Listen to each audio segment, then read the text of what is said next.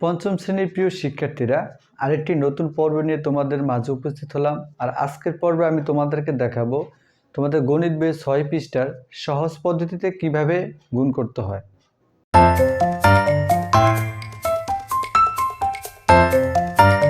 Hello viewers, তোমাদের গণিত বইয়ের অধ্যায় ১-এর ৬ পৃষ্ঠার সহজ পদ্ধতিতে কিছু গুণ ছিল। তো সেখান থেকে আমি 4টি গুণ তুলেছি। এখানে বিভিন্ন রকমের অঙ্কের আমি 4টি গুণ তুলেছি।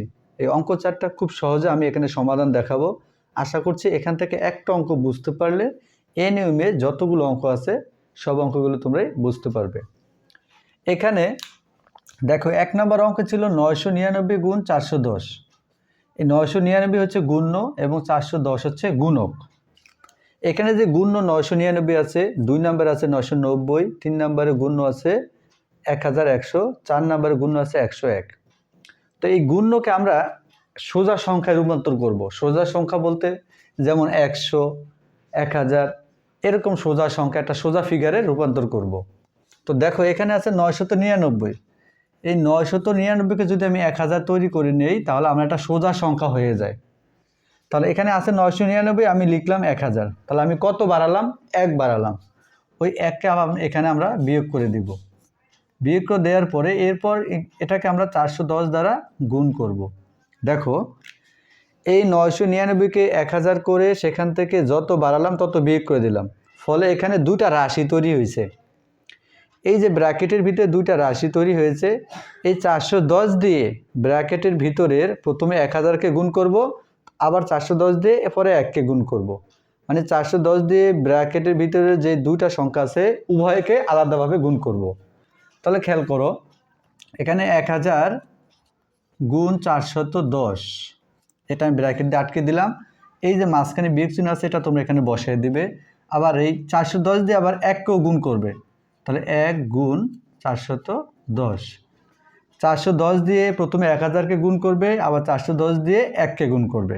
আচ্ছা, এরপর দেখো 410 দিয়ে যে এটাকে আমরা গুণ করি তাহলে কত হয়? দেখো 4 দিয়ে 41কে গুণ করলে কিন্তু 41ই হয়। এখানে 3টা আর এখানে একটা 4টা শূন্য, 2, 3, 4 বিয়োগ। এখন 1 দিয়ে 410কে গুণ করলে হয় 410ই হয়। এরপর দেখো কত সহজ, এই সংখ্যাটা থেকে এই সংখ্যাটা বাদ দিলে যেটা আসবে সেটাই কিন্তু আমাদের ফলাফল। তো ফলাফলটা দেখো, 0 থেকে 0 বাদ দিলে 0, 1 আছে 10-এর সমান 9, হাত আছে 1, 5, 5 আছে 10-এর সমান 5, হাত আছে 1, 1 আছে 10-এর সমান 9, হাতে আছে কত? 1, 1 থেকে 1 গেলে 0 আর 4-এর 4।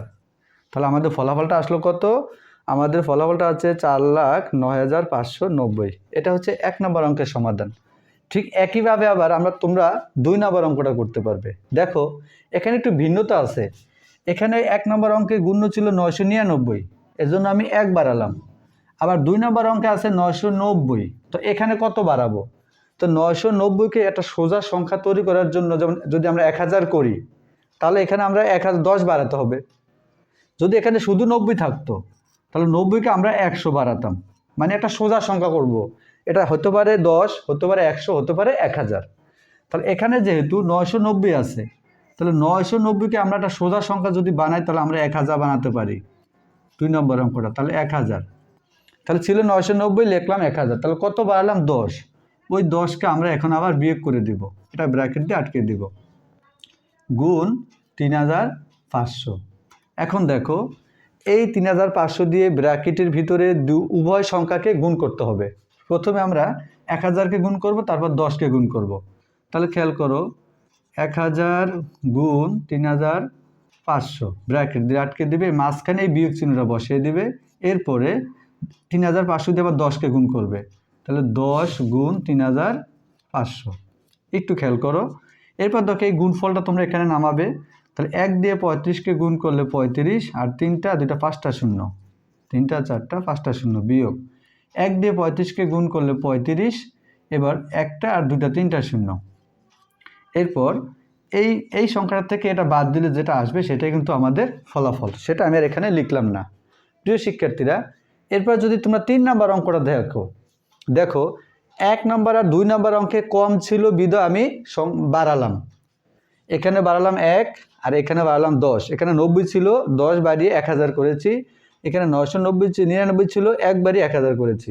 কিন্তু 3 আর 4 নম্বর অঙ্কটা একটু অন্যরকম। সেটা কি দেখো, এখানে কিন্তু কম নেই।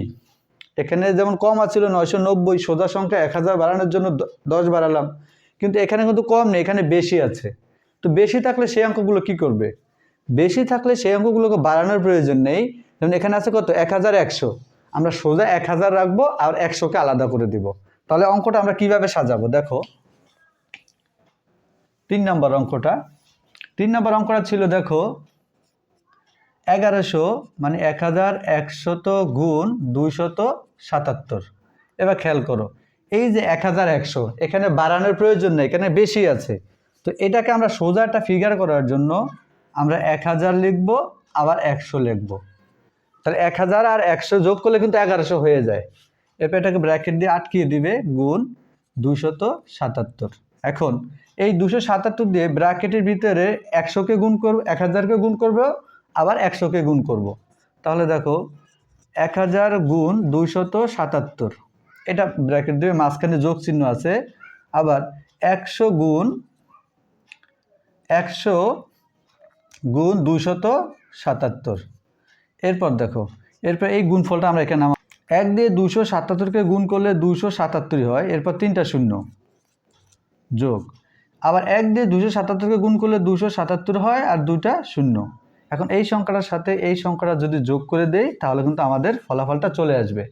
প্রিয় শিক্ষার্থীরা, ঠিক একইভাবে 4 নম্বর অঙ্কটা, এখানে 101 রয়েছে, তাহলে 100কে আলাদা রাখবে, 1কে আলাদা করবে, আর বাকিটা আগে নেমে। প্রিয় শিক্ষার্থীরা, আশা করছি এই বিষয়টি তোমরা খুব ভালোভাবে বুঝতে পেরেছো। যদি আমার ক্লাসগুলো তোমাদের ভালো লাগে তাহলে অবশ্যই সবাই লাইক, কমেন্ট, শেয়ার এবং সাবস্ক্রাইব করে আমার চ্যানেলটির সাথে থাকবে। ধন্যবাদ সবাইকে।